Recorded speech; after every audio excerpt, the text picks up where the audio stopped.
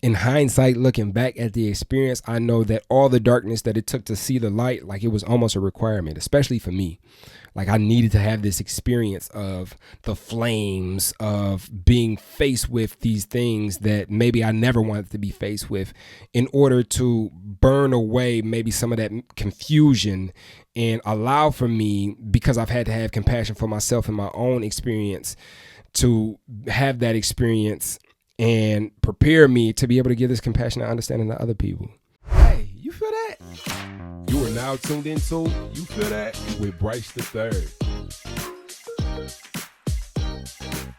Yo, and welcome back to another episode of You Feel That with Bryce the Third. No beating around the bush. Today we're getting into what some would consider to be a heavy topic, and that is loneliness. That some that would consider it a heavy topic is me. No, I'm playing. But for real. Loneliness is something that I've experienced consistently since I was a kid, having to have had the experience that I have had to be able to turn it into what it is that it is now. Something that empowers me to be able to transform these moments of loneliness into solitude, which is something that contributes greatly to my life. But I've had to have the experience of feeling like nobody is there, nobody can understand, nobody gets it, to even be able to have the contrast for what it is that I want my life to look like, the people that I desire to have around me. Because not everybody is for you. Not everybody deserves to be in your circle. And how and who I'm willing to spend my time with. I'm going to get a little personal today. We're going to get transparent as usual, and I'm going to share a little bit about my own personal experience. We're going to do a little bit of comparison between loneliness and solitude, and then we're going to cap it off by figuring out how we can develop a healthy relationship with ourselves. But before we get into it, a word from our sponsor, me. So before we get into it, this episode is brought to you by my Patreon, Bryce the Third. Look at this. Ooh, Bryce the Third. Ooh. I get it. You're mad emotional. There's not really a supportive place to be yourself, your emotional self. You want to learn how to harness these emotions and use them for good. You no longer want to be debilitated by these heavy emotions, but you want to be empowered by the ways that you feel deeply. You want to dig into more tools, more resources, and overall just take your life to the next level. Well, let me tell you, my friend, you are doing yourself a service by even listening to this podcast, because you are exactly who I made this podcast for. And if you want to help take this podcast to the next level, because I'm always growing and I'd rather grow with friends, hop on over to my Patreon. There's 3 tiers that you could pledge a monthly subscription to. Tier 1 is to show us some monthly love and help us take this thing to the next level perpetually. With Tier 2, you get access to a weekly text group that, trust me, you want to be a part of. With weekly motivation, reminders to give yourself compassion at just the right time, and updates on the newest products before anybody else gets their hands on them. And in Tier 3, not only do you get access to the Tier 2 text group, but you get a special shout out at the end of every episode of You Feel That. So basically, you become a damn celebrity. However you decide to show up is greatly appreciated, and I'm aiming to give you 3 times the value of whatever it is that you put in. Because you know the universe helps those who helps themselves. You can find a link to the Patreon page in the show description of whatever you're listening to your podcast on. And if you're on YouTube, it's down there in the description. Now let's get to the show. All right, let's get straight to it. Some of my earliest memories was feeling like I was not understood. Feeling like wasn't anybody there for me to the capacity that I wanted people to be there for me, or felt like I needed to be fully expressed. When you talk about like dharma, or like what it is that maybe in this life we're here to experience, to be able to learn the lessons that we specifically need to learn, loneliness is one of those specific lessons for my life. Now, when it comes to interpersonal connectivity, like friends or associates or whatnot, like even when I look back when I was a kid, like I would latch on to other people. I would feel like I wasn't worth shit if other people didn't want to be around me. I tended to see myself through the lens of what it was that I thought other people saw when they looked at me. And therefore, if nobody was around, did I even exist? How can I put together the pieces of what it is that I am if there's nobody's lens to look through? And what this would lead me to is like putting on masks, always feeling like I had to pretend to be someone I wasn't so I could appease other people and keep them around me, because it was necessary for these people to be around me for me to even exist.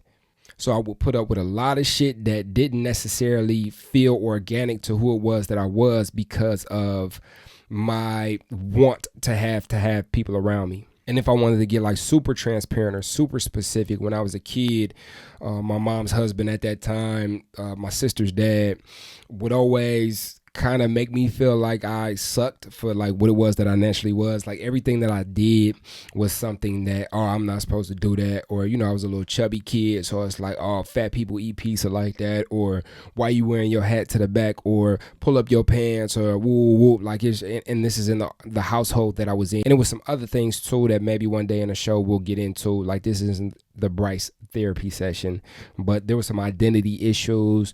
My name was legally changed to something else. It wasn't Bryce for some years. So I'm born Bryce. I'm Bryce Ronald Cobb III, and my name was legally changed to something else for like six years. And that led to like some weird shit and wanting to feel like I belong somewhere, but never necessarily feeling like I belonged anywhere. And even people who had come to know who I was, like now they don't know me anymore because my name changed, and kids is weird, and it was a lot. But like underneath it all was like my want to feel like I belonged somewhere, and because I felt like I didn't, I felt fucking lonely.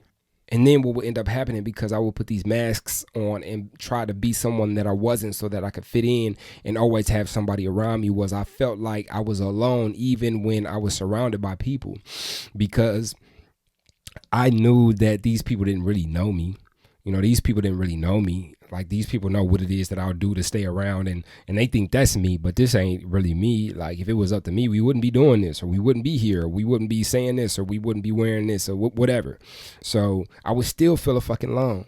And that was a majority of my childhood. Like even when it came to like a lot of, if I've been me the whole time, but when I look back, like it's a lot of false confidence. And then, you know, I began getting blowed and getting around people that maybe I shouldn't have been around, and doing things that maybe I shouldn't have been doing. And if you look back and see like the look on my face, it may look like confidence, or it may look like, oh, he you know, he bossy in his ways that he move, and he, you know, but it was false confidence. It was really like a mask to mask up the fact that I really felt like I didn't belong anywhere, and I was fucking lonely. So that's one flavor of loneliness that I experienced. Now let's fast forward a little bit into my adult years. I had my first kid when I was 15 going on 16. Their mom, both my kids had the same mom, was 14 going on 15. And from the time my son was born until about 3.5 years ago, I had kind of been in a not super, like it wasn't established crazy intentionally. It was just like we were both attracted to each other and began to build this thing, like this relationship. But it wasn't like now, like there's a lot of steps that go into like intentionally building relationships. But back then we was kids, you know, you got a physical attraction. I like you like me, you pay attention to me, I pay attention to you. Like we really fuck with each other. And then the more time went by, like we really fuck with each other, because like we were basically growing up together. And then, you know, a lot of, and I'm really like shortening this story, and I know there's a lot of things in this. Like I was hurtful. I wasn't. I didn't always show my appreciation. There was a lot of, in my adult life, what I would call non-faithfulness. There was a lot of bullshit in the game, but it was my reference point for connectivity. And the reason I share all these things, because I want to be completely fair to all parties, because I know, like, depending on who you ask about a story, like there's gonna be like all different types of angles. And the reason I'm getting super transparent about these things is, one, because that's what this show is for, and two, because I really believe that everything happens exactly as it should. But a lot of the things that happened in that relationship, because we were kids growing up together, didn't really have a reference point because of where we're coming from. And I could really only speak for myself. Like there was a lot of things that I did that weren't necessarily representative of what it is that I would do today. There's a lot of confusion and misunderstanding that went into my contribution to that relationship. And it was a lot of nastiness. But on the flip side, like it was a lot of beauty. It was a lot of love. It was a lot of connectivity, companionship. It was a lot of sticking it in and not giving up, and really being there. And like no matter what happens, like I know that I can come home and you'll be there. And I felt like that was the same. You'd have to ask her, but I felt like it was the same energy on this end. I share all that because you got this guy from 15 and I'm 32 now. And just 3 years ago is when that relationship ended, when we decided that the best thing for us to be able to do for our individual growth is to go our separate ways. And boy, was I introduced to a flavor of loneliness that I had never had an experience with. It's like maybe there were some things that since I was a kid I didn't pay attention to because I didn't have to, because like maybe there were some things that maybe if I would have had that time to develop an understanding of myself without the presence of somebody around, I may have delved into that, but I never really got the opportunity to do that because I never really had to, because I always had this person around. So now there's this guy in emotional recovery feeling like he has everything figured out, feeling like he has a pretty strong foundation in his understanding of the world, and then the relationship that he had been in since he was a kid is gone. And I was just introduced to a whole nother flavor of loneliness. It was dark. It was a lot of despair. It was almost like, you ever when I was a kid, there was this feeling that I would have, like if I would go somewhere and my mom wasn't there, I'd be homesick. And that's because I had made my mom my home. So wherever my mom was, like if she was there with me, we could stay there forever, and I'm not tripping. But if I go and I'm away for her from too long, it's like it's time for me to go back to the crib. In this relationship that I'm speaking of, that the super duper long term relationship with all of these identifications like built into it, like not only am I Bryce, but I'm Bryce in this relationship. What ended up happening was that became my home. So when it was no longer there, like I was homeless. I'm a spiritual, emotional vagabond, and it sent me spiraling and introduced me to a flavor of loneliness that I hadn't experienced up until that point. Now, the beautiful thing is I had some of the process to be able to, I had some process. I had somewhat of a foundation of emotional work. So I wasn't just starting from scratch. And this is why I wanted to make this episode, because I want to be clear and transparent and open and honest, but also I want to make sure that you have these tools as a reference point to be able to refer to, just in case you go through some shit like this, because this shit was tough. It's almost as if my car was going and I had, every now and then this car of my spiritual understanding would get a flat tire. I change the tire. I have an oil leak. I take it in and get the oil changed. Or maybe a headlight will be out. I go get the headlight changed. Just different things that would happen in life. That's okay, I got to put maintenance on the vehicle. Maybe I got to take it in for a tune up. But this life instance, this circumstance in my life was like my fucking engine blew. A lot of the things that I come to understand in life, the things that held me up to that point were no longer substantial, and the engine blew. So I had to begin the process of taking that entire engine out and replacing it with a new engine. And I think maybe it hit me a little harder because of, like I said, my personal dharma of having to deal with loneliness, and maybe even how that relationship may have been formed was that from the very beginning, I had been running away from this feeling inside of me that didn't feel substantial enough to be with itself. Maybe when I was a kid, maybe that played it. And I'm not taking away from the love and appreciation and companionship and true connectivity that came from that relationship. But I know that there is a piece of how that relationship was formed when I was a kid that was just me trying to get away from having to be with myself. Cause I really didn't fuck with myself. And every time I sat alone, it was I'm not necessarily content. I need a person or a place or a thing to kind of get me outside of this discontent. So when that relationship was gone, and now I'm in my adult years and I've begun this emotional relationship with myself, I was faced with that monster that I had been running away from since a shorty. And none of the things that I had built, emotional tools, spiritual tools that I had built up into that point, had prepared me for what was to come next, coming face to face with this personal mountain of embracing loneliness. So like I said, I already had a foundation of work. So immediately, where's the books at? What do I need? A big help for me at that point in time that helped me to kind of develop the new engine that would go into the car of my spiritual wellness would be Ajahn Chah's Food for the Heart. Big introduction to some Buddhist principles that began to allow for me to allow for the process that was taking place. the spiritual cleansing that was going on. There's a book that his mentee has as well called Who Ordered This Truckload of Dung, Ajahn Brahm.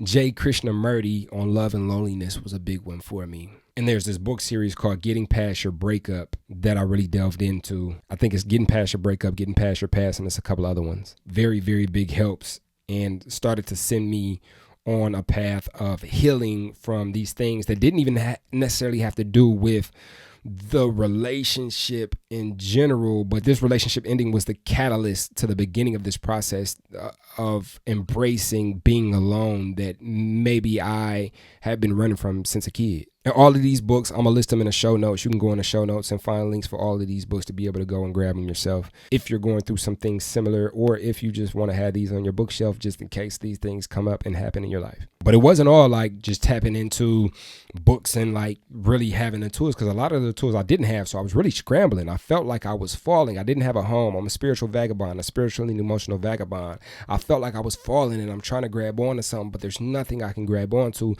there was nothing I can hang my hat on, because I had never fully embraced being alone. So I'm grabbing on to things like dating apps and moving and not sitting still and trying to put my business in the hole that the relationship had left open, and none of these things are substantial, because none of these things will ever be substantial, at least in my life. I needed a spiritual and emotional answer to this hole that was in my spirit. And we'll get into some of these things that I was able to use that helped me along my path. But I did want to complete this circle of like my personal experience, where it's like I told you where I've come from, like since I was a kid, and I told you like what really like set off this path of healing that I didn't even necessarily know that I needed, to where I'm at now. I'm still growing.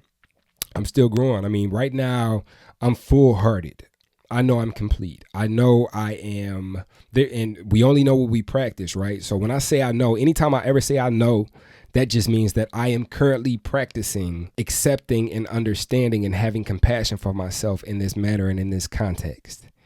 And I know that I am complete. I know that I am whole. I know that I need nothing outside of me, person, place, or thing to complete me. I know that I am inherently worth everything in the world. I know that I am complete. In hindsight, looking back at the experience, I know that all the darkness that it took to see the light, like it was almost a requirement, especially for me.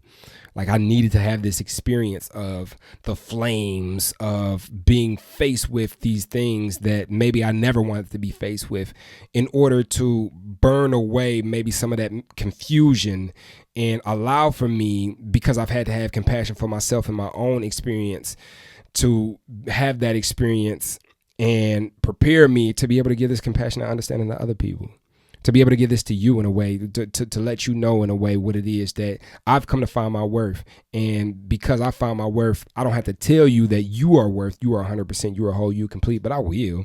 But because I exist, like you can see what the potential is for you. But if it wasn't for these experiences, I wouldn't have this understanding, I wouldn't have this mindset, I wouldn't have this spirit set. So I had to have that experience.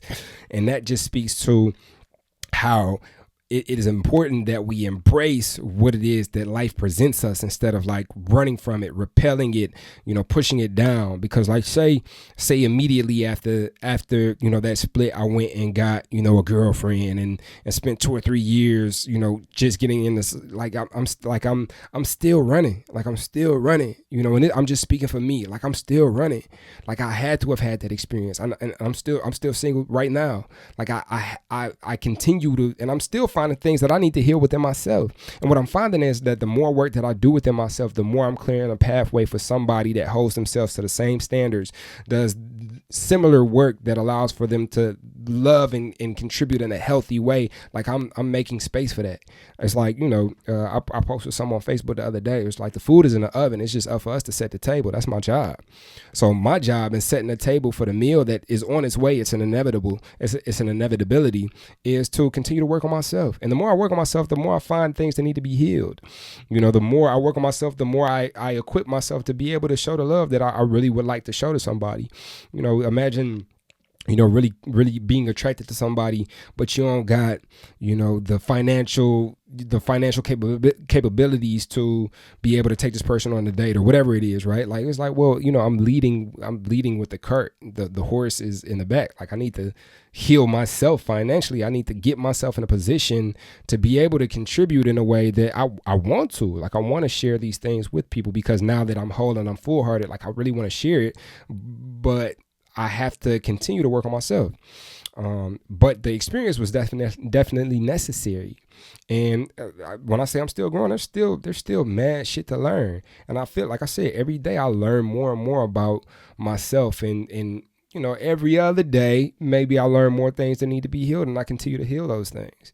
So I shared this part of the story when we're talking about loneliness. I wanted to get this out because I wanted to, one, let you know that if you can relate, that you're not alone. Like, this is significant. This is a significant experience. And also, like, I want to share, like there is light at that end of that tunnel. Like, when it feels the lowest, and I felt like, and I'll say it like, I say it loud, like I felt like killing myself. And I didn't necessarily want to like end my life. I just didn't want to feel what it was that I was feeling anymore. So, like, that thought would come across my mind, like, oh man, like, I would like for this fucking feeling to stop. And I don't know any other way for this feeling to stop except for, to kill myself. And I'm a person in recovery from alcoholism and substance abuse. So then, like, the second thought would be like, what would be a fun way to kill myself? And then it's like, oh, drink yourself to death, or, get high. And it's like, okay, I need to go to a AA meeting.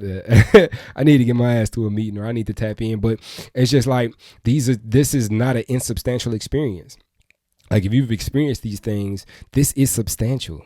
Don't ever let nobody tell, oh, you just get over it. Just go to the club. Just go get another girl. Just, hey man, come have a brew with us. Hey, like, no, this is like, just like when we put, and I will use this analogy to the day I die. Just like if we put our hand on the stove and it burns, we could ignore the burn, like, oh, cool.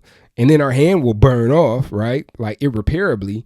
Or we allow for the pain of that burn on our hand to tell us that we need to pivot, and we listen to that burn that allows for us to make that pivot for our wellness. The burn is telling us you need to change your circumstances for your wellness. Are we going to listen or not? So I just wanted to share my personal experience, to give you some background on where it is that I come from, what it is that I've experienced in the context and concerning loneliness, and where it is that I'm at now. Like, I'm in this boat with y'all, for real. So yeah. So I want to share an excerpt from this book, Love 101, To Love Oneself is the Beginning of a Lifelong Romance, by Peter McWilliams. This will be the second time that I've referenced this book in an episode of You Feel That. So it must be great. You'll be able to look in the resources section in the show notes of this episode and see the link to be able to go straight to grab this book. And trust me, it's worth it. Please get it. So the excerpt says, one of the ways the illusion of romantic love hurts most is when it turns the glory of solitude into the ache of loneliness. The idea that when we are alone, we are missing so much by not being with a significant other causes loneliness. Of course, almost everyone needs interaction with other human beings. This is natural. Human beings are social animals. What is normal but not natural, that is, common but not necessary, is to feel anxious or hurt when not physically near someone we care about. The idea that there's, quote unquote, something better has a way of destroying the moment, and the illusion of romantic love is one of the most popular something betters around. Comparing what we have with the imaginary notion of what we could have can cause loneliness. Oh man, that's powerful. There's so much in that. The idea that there's something better has a way of destroying the moment, and the illusion of romantic love is one of the most popular something betters around. What is normal but not natural is to feel anxious or hurt when not physically near someone we care about. That right there was me. That right there was and can be me if I'm not actively practicing being very aware of my emotional state and my motivations in the context of interpersonal relationships. Now I want to start distinguishing the difference between loneliness and solitude. And this is one of the biggest indications that the experience may be loneliness instead of solitude. And that's comparison. So loneliness only exists in the context of what could be, what used to be, or what I wish was. Like, something is always better than what is. And if something is better than what is, I don't want to be here. If I don't want to be here, I can't be present. I can't be present in the moment and take advantage of this opportunity to build a relationship with myself. And that's what loneliness can be. Loneliness can have a poisonous connotation that takes us out of the present moment and into what we long for or what we wish was again. And that just isn't beneficial to allowing us to live an empowered life. Some of the most common ways that I've used to deal with loneliness rearing its head is to find distraction. Alcohol, food, drugs, sex, work, exercise, TV, white chocolate Reese's, other people, anything I could do to get away from the feeling that something isn't here that should be here.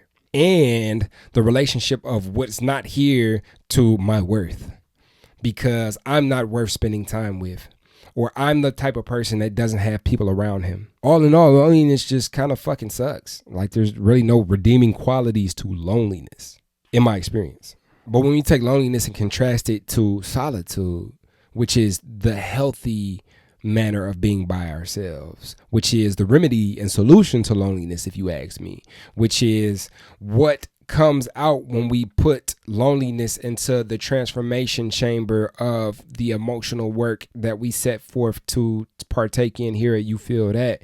What comes out on the other end is solitude. When we take loneliness, massage it, look for the lessons, look for what is here to show us. Just like when we take pain from the stove that we touch and turn that pain into wellness by pulling our hand back away from the flame, the same goes for loneliness and solitude. When loneliness pops up, there's something that is not being tended to. There's something that we can pay attention to and learn from loneliness, and we can transform it into solitude. Solitude is acceptance of what is. It is not pushing it away. It is embracing the fact that nobody's here right now. Nobody's around. In this moment, there's nobody except for me. And matter of fact, since I'm here, I might as well be good company. And what ends up happening is when I work on being good company with myself, I end up becoming good company that attracts the company that is equivalent to the company that I'm becoming. So now I am a person of quality because I'm working on myself. I can spend time with myself. Nobody wants to spend time with somebody who can't spend time with themselves. Why would I want to do that? You don't want to spend time with yourself. The whole reason you spending time with me is because you don't want to be alone. Using solitude, like turning loneliness into solitude, is using loneliness as the catalyst for healthy relationship building process with ourselves. Now I get to learn who it is that I am. I get to learn what it is that I like, what it is that I dislike, what it is that I want, what it is that I don't want. I can use this time to develop a deepening relationship with myself. And now that I become that person who has begun that process, and I begin to be able to see myself, to allow a space and create a space for myself, allow myself to be expressed. Now I possess the ability to be able to show up for somebody else, to allow for somebody else to be expressed, to allow a space for somebody else, to allow compassion and understanding for somebody else. We can't give what we don't possess. Solitude is the arena that allows for us to possess what it is that we are looking for. We become what it is that we are looking for. And then, what a miracle. What a shift of perception. Where it is like, wow, I was looking for this thing, but I'm this thing. I don't have to look anymore. There's satisfaction in the moment. Oftentimes, and this is a practice. The reason I say this is a practice because this is something that to this day, like if I don't practice it, I can get right back to, oh, I'm fucking lonely. And I wish that this person was here. I wish I had the ability to spend time over here or do things with this person. Transforming loneliness into solitude allows me to look at this circumstance like, there are some things that I'm unsatisfied with. I'm alone. The best time to work on these things would be now. Imagine if I had like a partner in this moment, right? Like, or somebody who's like super companion, and I hadn't established that, I produce media. I produce content. I need 2 or 3 hours to be able to set aside within any given week to be able to create the content that I create. I would never have gotten to this point to where I'm creating this show. This show was bred out of loneliness, which was transformed into solitude, which led me to understand like, oh, this is what I desire and this is what I value, which led me to ideation around building the show, which led to the show, which led to these tools that you're able to pick up and apply to your life. Loneliness turned into solitude allows for creative boredom. And we hear the word boredom and we're like, no, I don't want to be bored. I don't know. I always want to be doing something. Boredom is where some of my greatest ideas are created. when nobody's whoop, whoop, whoop, whoop, whoop in my ear, when I'm not whoop, whoop, whoop, whoop in my ear, and I'm allowing myself the understanding and compassion to just be in a space by myself. That's where I get some of my best ideas, when I'm bored. Creative boredom. Solitude allows for that. And the reason solitude allows for that is because it's not loneliness. Loneliness has this energy of, oh, I wish somebody was here right now. But the whole thing is, whatever it is that we are in this moment will be whatever it is that we are in any moment. So if I'm the type of person that I need something outside of me to complete me, no matter where I go, that's going to be the case. And I emit that energy, which attracts the same energy. So I might attract somebody in my sphere, but whoever it is that I attract is going to be somebody along the same lines of needing somebody to complete their energy. That doesn't sound like interdependence to me. That sounds like codependence. And what I've learned in my solitude that I've been forced to have is that I desire interdependence. I desire companionship that allows for me to work on me, you to work on you, and then we come together and put those two works of art together. Solitude is important. Solitude is important. And I think before the split in that relationship that I described to you all, I had no reference point. I didn't know what the fuck solitude was. Like, there was times where I spent time alone. Maybe I went in the basement, or maybe I went somewhere else in the house. But usually, like, I'm coming to fuck with you because you in the house. And as a matter of fact, like, that's my go-to. You know how you smoke cigarettes? And this is not to compare a relationship to cigarettes, but like, when I quit cigarettes, I smoked cigarettes, Newports for the longest. And then when I quit, like, it was like, oh man, I would have these inclinations to pick up a cigarette or do something with my fingers because that's just what I fucking did. When I was bored, I smoked a cigarette. So solitude is just important in helping us to develop a deepening relationship with ourselves. It allows us a time to intentionally cultivate a relationship with ourselves and, in essence, learn to love ourselves. This is where self-love is birthed. In those moments where ain't nobody to fuck around except for us. How they say a face a mama can love? Ain't nobody here but me. Don't nobody really understand but me. This cultivates strength in ways that we could never even have imagined. Because I've gotten to know myself a little bit more. I could be in a room full of 500, 600 people saying one thing and I'm saying the opposite. And I'm okay with the fact that I'm saying the opposite of what you all are saying. And I believe in what it is that I believe in because I've been sitting here looking at it and going through it and having compassionate understanding and developing an understanding of what it is that I've come to believe. Solitude. So before we get up out of here, we're going to get into a couple of ways that we can develop a healthy relationship with ourselves and turn loneliness into solitude. First and foremost, and like this section should just be called the mindfulness journaling section. Like, all the tools just seem to be the same, but it's like these are the different contexts of the tools that I've come to be able to use. But yeah, mindfulness. Acknowledge that there may be some toxic loneliness in my life. Acknowledge that this doesn't serve me to sit around and mope and really feel like I want to die because somebody else is not around me right now. Acknowledge that there could be a better use spent of my time. Acknowledge that I want to be empowered because nobody has a monopoly on what's right. I'm just giving you the tools if this what you choose to do. If you want to turn this into an empowering experience, it's here for you. You don't have to. Like, you could do whatever it is that you're doing if it's working for you, right? That's the freedom to live. That's the freedom to create our own lives. But mindfulness, like, we can't lean into something that we don't know is there. So if I don't know that this is loneliness and not necessarily solitude, if I don't know that this thing is having a negative effect on my quality of life, I can't do anything with it. So to acknowledge it, feel how it feels, maybe give it a name. I did a lot of work with my counselor where it's like the color of it, and it was very dark. It was like dark purple, and it was like in my gut, like between like my gut and my heart, and it just fucking sucked. And it was like I swallowed this lump. If I would have gave it a name, I would have called it Squig Bloops. I don't fucking know. That's not even a good name for it because that kind of sounds mischievous. It was not mischievous. This shit sucked. But putting some awareness to it allowed me to identify it. And once we identify it, we can work through it.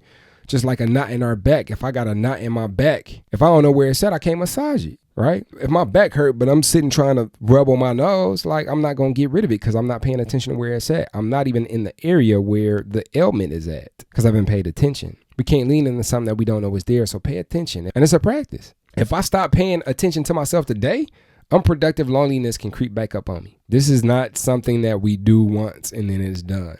It may be a substantial load that maybe we've never looked at these things. For me, I don't think there was some things I had never looked at. So there was like this intense period of like healing and work. And then being like, damn, I haven't healed from this yet, and healing and work. And then being like, damn, I haven't healed from this yet, and healing and work. Shit, today Today I can go through somewhere, pops up. And now that I work with compassion and understanding, it's like, damn, I haven't healed from this yet, because healing is never a linear process. And I've learned that through experience. So I give myself the understanding and compassion that allows for the process to be the process. Even if 3 years, I might still feel some type of ways. I mean, it's part of the process. What I'm going to do, ignore it? Or when I'm going to beat myself up for feeling the ways that I feel? No, I'm fucking human. I'm fucking human. And this is exactly what the process is, because it is the process. If it wasn't the process, it wouldn't be the process. So what I'm going to do, beat myself up about it? That's adding process on top of the process, unnecessarily so. Allow it to be what it is, but acknowledge it. Acknowledge it, pay attention to it. Be aware. Continue to pay attention. Don't put that down. Of course, we got journaling. What journaling has allowed me to do is begin a conversation with myself that maybe never existed when I didn't have to have one. When I always had somebody to have a conversation with, there were some things that I didn't talk to myself about because there was no need for it. Journaling allowed me to get these things out on paper, and to this day continues to show me areas that need healing, areas that need celebrating, areas that maybe I didn't know existed before, or just new things that I find out about myself. Community, places that you can go, people you can get around that may be going through the same things. So like I mentioned earlier, the Getting Past Your Breakup book, there was a whole Facebook community where I can go in and see that other people were going through some of the same things that I was going through, share my specific journey and look at other people share their journeys, and look at people commenting on what their journeys were, and having people comment on my journeys, asking specific questions due to my specific experience, and having people chime in that are going through the exact same things. Don't seclude. Solitude doesn't mean that you seclude. You don't need to seclude. Solitude means embracing our own energy. Maybe for the first time. For me, it was for the first time. Community. There's a community for everything. I'm telling you, we are in the information age where if you pick up your phone, you can find free community for everything.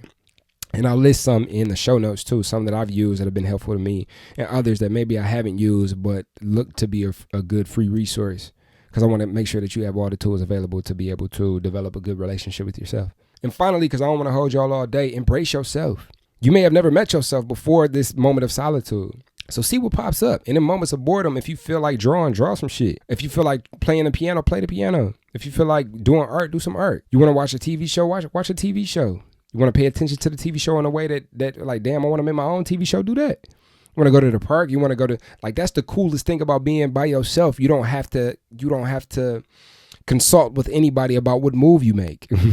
You can just move. You have the freedom. You could pick up right now and go to the Caribbean islands. I got 2 kids and I still can move how I want. I'm a full-time father, and there's still times where it's like, okay, when they at their mom's house and I'm by myself, I can wiggle and move however I want to. Even if how I want to is showing up in this podcast studio and banging out this podcast. Learn yourself. Continue to grow in that relationship. You may be shown things that you didn't even know that you cared about, or talents that maybe you put down and never picked back up because you got consumed with things externally, people placing things externally. Now, solitude is the time. Solitude is the time. And the thing about loneliness wants to pull us in all these different directions and have us chase after things. So like, think about companionship. Like, if I spent my energy on chasing after a woman to spend all of my time with at this point in time in my life, I wouldn't be somebody worth spending time with, if that makes sense. There's still a lot of things in my life that I want to develop and grow. Still a lot of strengths that I want to develop and grow. Still a lot of abilities that I want to be able to develop and grow in my life, that when somebody does show up that's equivalent to what it is that I've been putting into my life, like, I have something to offer.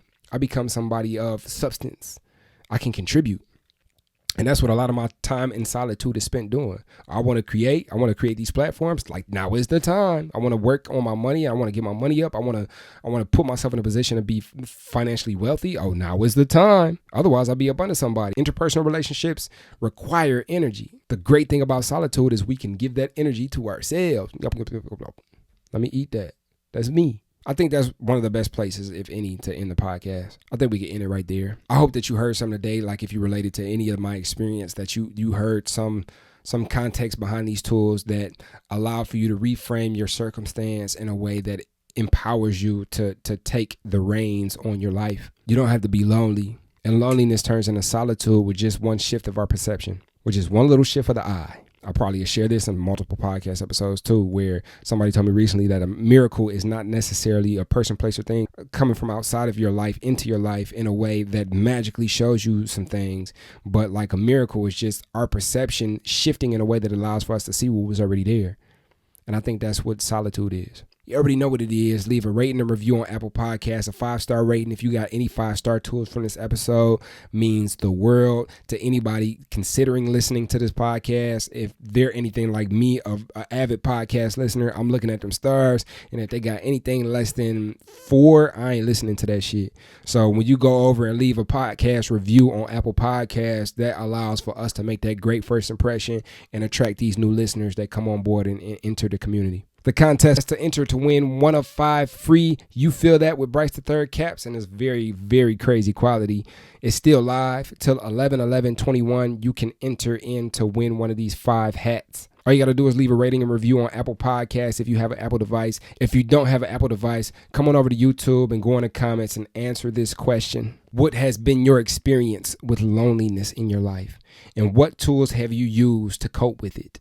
And you will be entered into the drawing to win 1 of 5 Bryce III hats. Share this podcast episode with 5 people. I'm pretty sure you know at least 5 people that can benefit from some of these tools shared in this episode. Follow me on social media at Bryce III, BRYCETHETHIRD, BRYCETHETHIRD. Oh, I'm on your Instagrams, your TikToks, all that. Follow me over there. And for today's quote, I got 2 because I couldn't pick one. The first one comes from John Cage. It is not irritating to be where one is. It is only irritating to think one would like to be somewhere else. And the second quote is from Dag Hammarskjöld. Pray that your loneliness may spur you into finding something to live for, great enough to die for. I'll catch you all next time on You Feel That with Bryce III.